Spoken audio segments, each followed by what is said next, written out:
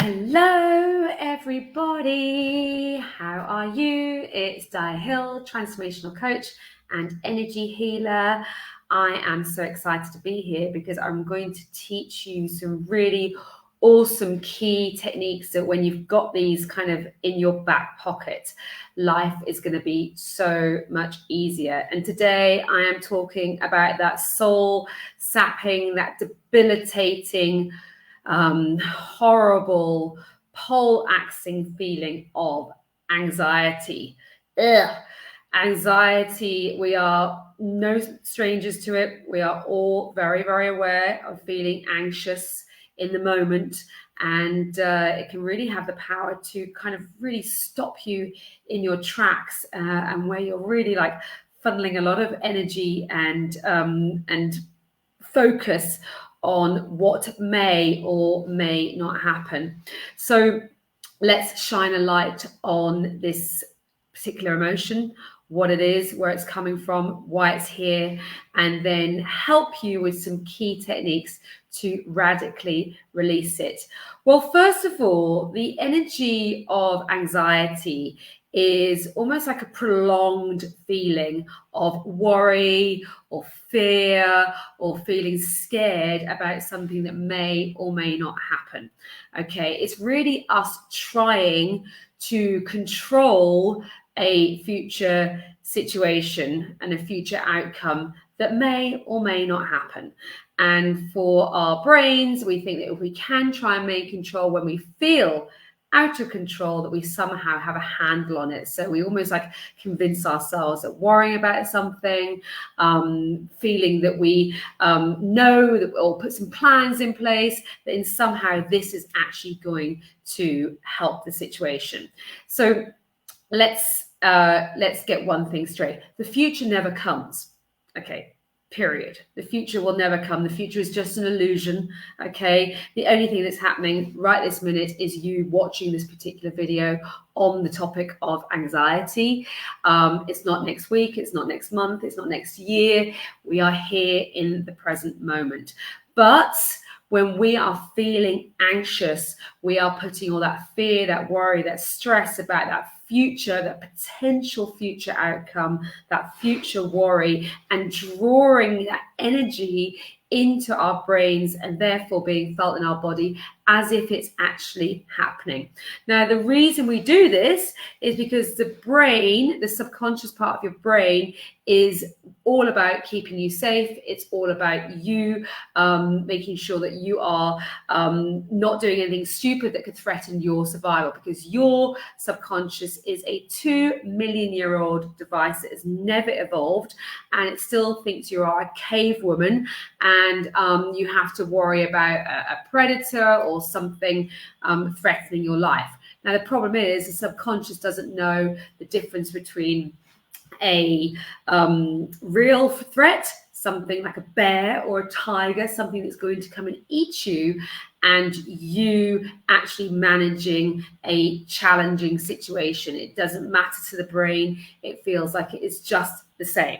So how do we actually break through this? Well, the first thing is really putting anxiety in its place. It's recognizing that it is coming from us trying to control something that isn't able to be controlled. So it's about having radical self-awareness of what's going on. Hold on a minute. That situation actually isn't happening at the moment. What's happening is right now. So when we go into fear response, which is what anxiety, the emotion of anxiety is being fueled by, then we don't have those logical thought processes. We have gone into survival mode. We've gone into stress mode. So we have to actually have the awareness to interject, to stop ourselves sliding down this kind of vortex of worry and fear and anxiety, and instead go, hold on a minute. I know what's going on here. I'm feeling anxious. So it's putting that self-awareness right in there, and it is a practice. It's a practice of self-awareness. Most people are not self-aware. Most people are going along being at the mercy of thoughts and emotions and just taking it as, it's just the way they are. But actually, you do massively have control over your thoughts and your emotions. It's just that we've not been taught this is the case. That first sort of top tip is having awareness, going, hold on, I can see what's going on right now. I'm feeling really, really anxious. Okay, this is a difficult situation. It's throwing a bit of self-compassion at it. It is challenging. It is hard. I'm not enjoying this. What's going on? What am I telling myself that's going to happen? When we're triggered and we're feeling a certain way about something, I can guarantee you that what you're upset or worried about is not about the situation. It's about something else that you're telling yourself that's going to happen way in the future. If I could tell the future, I'd probably be a very, very, very rich woman. Okay, no one can tell the future because the future doesn't come, and no one has that, and that ability. It's not a skill that we're born with. Okay, so that's the first thing, it's self-awareness. But how do we actually start calming down the brainwaves so we're not in that fearful place where, we're breathing is shallow and we can't talk and our throat's closing up and we're all worried, we can't think straight? It's really about practicing some mindfulness and you being able to sit in a place of peace and acceptance. And so one really, really amazing tool is simply to breathe. I know, right? We don't focus much on our breath. We're going along in our daily lives, but actually your breath has so much power in being able to calm your body down. So just 6 deep inhales and 6 deep exhales, breathing in, saying, I'm feeling calm, breathing out, I release stress, breathe in, I'm breathing in happiness, breathing out worry. Just do that 6 times, in through your nose, out through your mouth, can really start calming everything down. That's the first top tip. So that's self-awareness and then breathing just to bring down the body. Okay. The next thing is a tool that I think many, many people love doing because it really does, it needs us to apply some logic and some thought. And as humans, we're taught to think with this thing up here versus living our life through feeling our way through here. And when you start feeling your way through, life is a lot easier. So with your thinking brain, what you're actually going to do is look to see where you have certainty in your life. When you're feeling anxious, anxiety comes from feeling very, very uncertain. I had the most uncertain year of my life last year. I had uncertainty in my marriage, in my business, my kids' schools, the country I was living in. I had the propensity to go into total fear and anxiety response, but I didn't. Okay, so what we're going to do is really apply, where have I got certainty? So instead of feeling that uncertainty, going, well, actually, where do I have certainty? You might have certainty at home if you're feeling stressed at work. You might have certainty in your finances or where your kids are going to school. Or it might be that you've got certainty within your social setup and you've got like a really great bunch of friends, but you might not be feeling it maybe so much in, your health goals or, situations at work.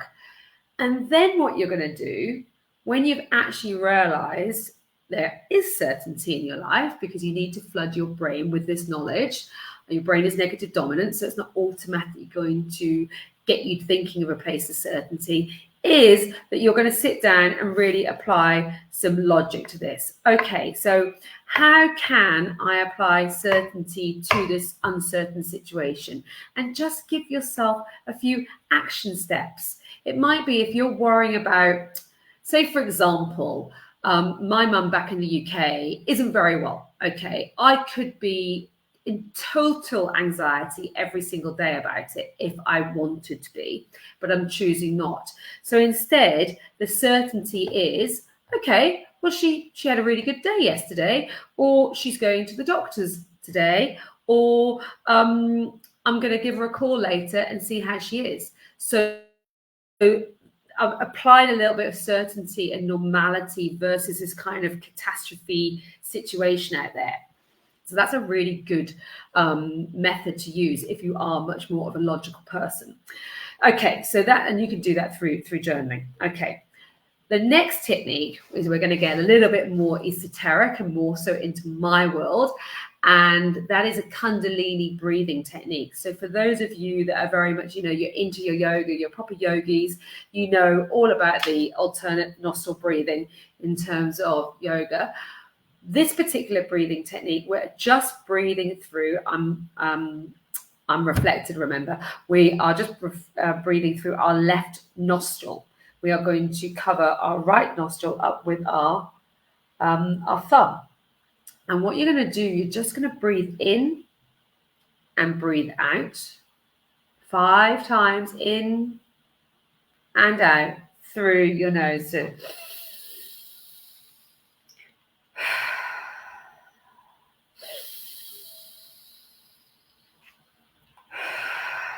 and you're going to do that a few times, and I guarantee, even just from doing that twice, I can feel that I'm so much calmer. That is a really nice technique just to calm it all down. Why? Because your right nostril is attached to your sympathetic nervous system. Your left nostril is attached to your parasympathetic nervous system. And your parasympathetic nervous system is all about relaxation, rejuvenation, repair, and just being able to recharge. So it just slows everything down. So that's a beautiful technique. Maybe don't do it in the middle of a shopping mall. People might think you're a bit crazy. Well, actually, you know what? Do it. I do all sorts of stuff all over the place. But say you're in the car and you're worrying about getting to work on time. This is a nice technique to do. So I love the Kundalini technique. Okay. Next up, also working on our energy systems, is just to place your hand on your heart, and you're going to just tap just here between your 4th and 5th finger on this point here. It's called your gamut point, and you're just going to tap, eyes closed, and breathe.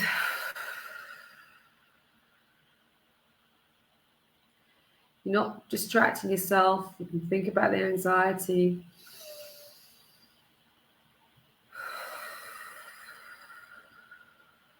Just as a way of calming it all down. And that will really help to unblock the energy center, like, that tightness you're feeling across your chest. So that's a really, really lovely one. Okay. The last one, which I'm not going to teach now, is to do tapping, like full tapping on those energy points throughout your body as a way of releasing anxious energy. Tapping is an incredibly healing modality. I have used tapping for about 4 years now. I've known about it for about 10 years, actually. I learned about it when I was a nutritional therapist. But it is such an incredible modality to actually shift dead, dormant, dwelling negative energy in your body, which gets stuck in these kind of like super highway points in the body where these energy circulatories, like the circulation meets. It's like they come to like certain artery points. And when you're tapping, you're sending through a vibration through these points to ultimately be able to release that dead energy through them. I mean, I'm just tapping. As soon as I start talking about tapping, I tap. And it is a way to properly release any negative energy you feel. So if you do feel anxious, tapping is an incredible skill to actually be able to fully release you from it, not just from the moment or the trigger or the thing that's actually happened in that moment, but also anything that's happened from the past. So if anxiety is a very familiar feeling to you, you're very used to it, our bodies get addicted to feeling a certain way. That anxiety that you're feeling now isn't about the now moment. It's from something way back in the past. So when you actually start tapping and we work through this, we're really looking to see, well, what is it? Where is it coming from? What is the root cause? And then we start tapping on that. And I guarantee you that tapping is a life-changing modality to have in your back pocket. If I could just teach the world to tap, then I would. I teach my children to tap. I teach all my clients to tap, even if they're, if they're doing the up-leveled woman, then it's part of the process. They learn this skill. But I also have private tapping clients as well, because it has the power to radically heal and transform your life. If you are interested in learning more about tapping and tapping with me, you can get in contact with me at dianehillcoaching.com. I'd love to help you and teach you this incredible energy release healing technique. And once you've got it, once you start doing it, you'll wonder how you possibly live without it. And you will get to a point where you don't feel anxious. You have so much self-awareness. You have so much kind of, the cognitive understanding of what it actually is.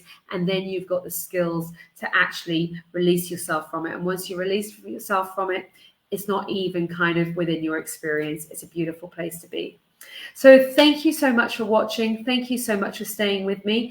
I know your time is precious. Have a beautiful rest of your day, and I'll see you again soon. Okay, bye for now. Bye.